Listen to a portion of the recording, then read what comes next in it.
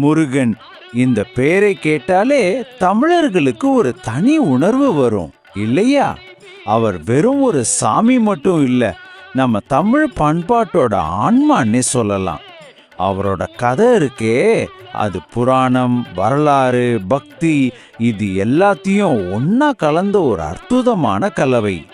வாங்க இந்த சுவாரஸ்யமான கதைக்குள்ள நாமளும் பயணம் பண்ணுவோம்.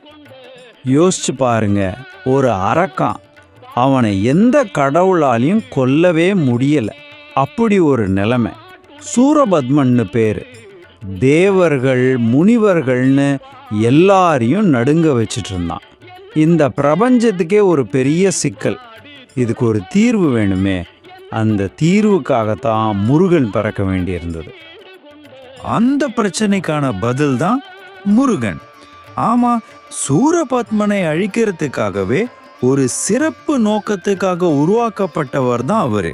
சரி வாங்க, அவரோட அந்த ஆச்சரியமான பிறப்பு கதைக்குள்ள போகலாம். சரி, நம்ம கதையோட முதல் பகுதி முருகனோட அந்த அதிசய பரப்பை பத்தி தான் நம்ம பார்க்க போறோம். முருகனோட பிறப்பு ஒன்றும் சாதாரண விஷயம் இல்லை. அது ஒரு பிரபஞ்ச நிகழ்வுன்னே சொல்லலாம். முதல்ல சிவனோட நெற்றி கண்ணுல இருந்து 6 நெருப்பு பொறிகள் வருது. அது அக்னி தேவனும் வாயு தேவனும் கங்கைக்கு கொண்டு போறாங்க. அங்க சரவண பொய்கையில அந்த 6 பொறிகளும் 6 குழந்தைகளா மாறுது. அந்த 6 குழந்தைகளையும் கார்த்திகை பெண்கள் வளர்க்குறாங்க.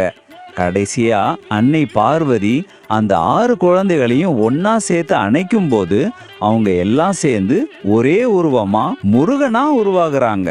பாத்தீங்களா? நெருப்பு, காத்து, தண்ணி, அன்புன்னு பிரபஞ்சத்தோட எல்லா சக்திகளும் சேர்ந்து உருவானது தான் முருகன். அதான் அவருக்கு அவ்வளவு சக்தி. அப்படி 6 குழந்தைங்களா இருந்து ஒன்னா இணைஞ்சதால தான் அவருக்கு 6 முகங்கள்.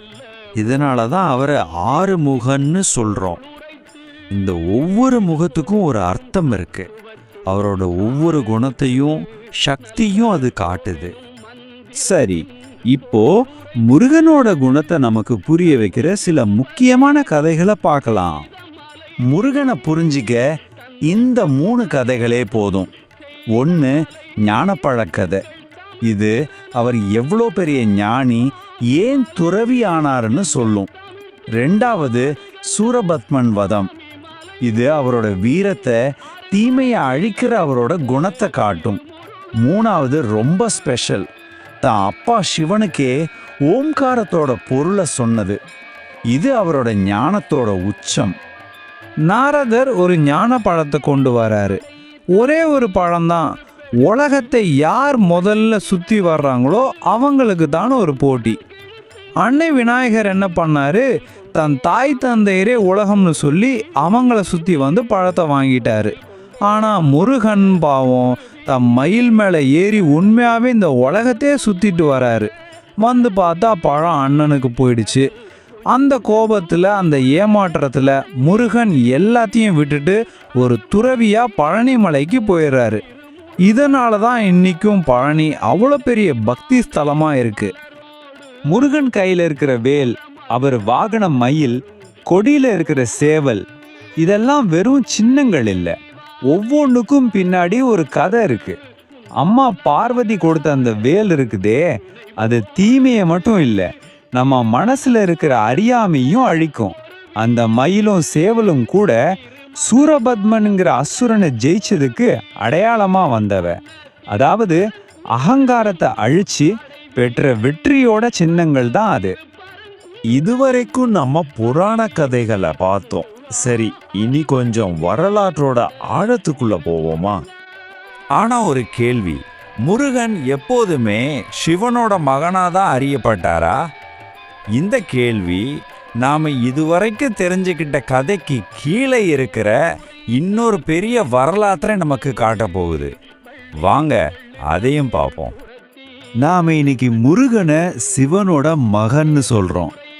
ஆனா அதுக்கு பல 100 வருஷங்களுக்கு முன்னாடியே அவர் சேயோன்கிற பேர்ல நம்ம தமிழ் மக்கள் வழிபட்டிருக்காங்க. கிட்டத்தட்ட 2000 வருஷம் பழமையான சங்க இலக்கியத்துல அவரை சிவந்தவன்னு சொல்றாங்க. குறிஞ்சி நிலம், அதாவது மலைகளோட கடவுள் அவர்தான். வேட்டைக்காரங்களோட தெய்வம், காதலோட அதிபதி. இதுதான் முருக வழிபாட்டோட ஆணிவேர். இந்த தமிழ் மண்ணிலிருந்து உருவானது. சரி, வட இந்தியால ஸ்கந்தன்னு சொல்றாங்க, இங்க நாம முருகன்னு சொல்றோம். ரெண்டும் ஒன்று தானா? இல்லை, அதுல ஒரு முக்கியமான வித்தியாசம் இருக்கு. அதுதான் முருகனை தமிழர்களோட தனித்துவமான கடவுளா மாத்துது. அது என்னன்னு பார்க்கலாம்.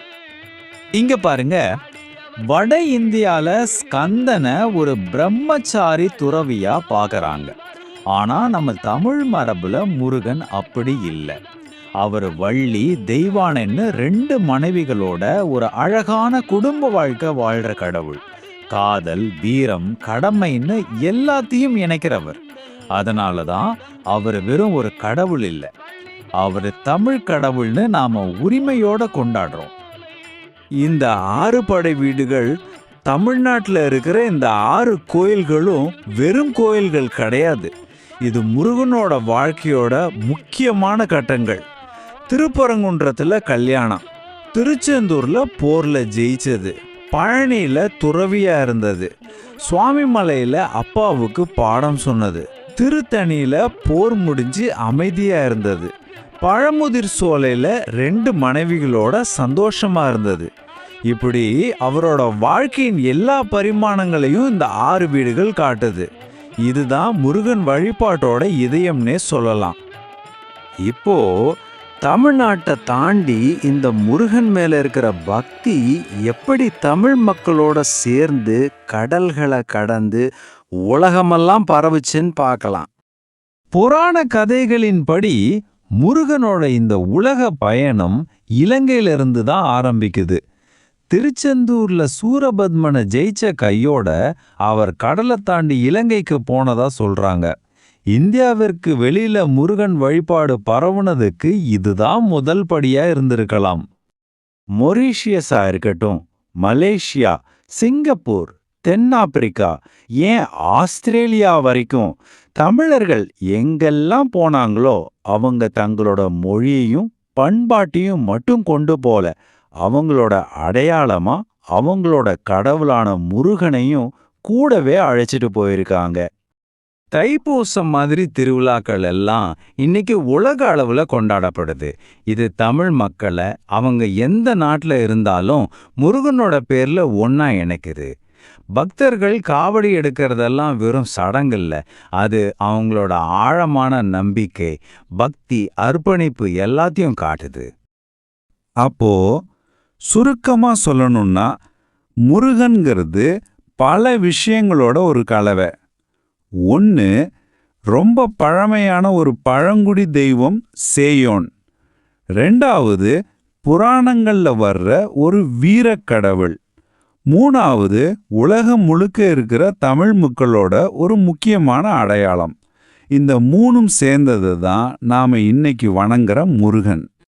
முருகனோட கதையை தமிழ் மக்களோட கதையிலேருந்து பிரிக்கவே முடியாது.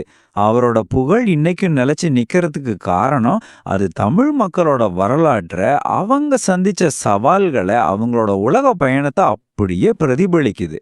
ஒரு கடவுளோட கதை ஒரு இனத்தோட கதையா எப்படி மாறுதுன்னு யோசிச்சு பாருங்க.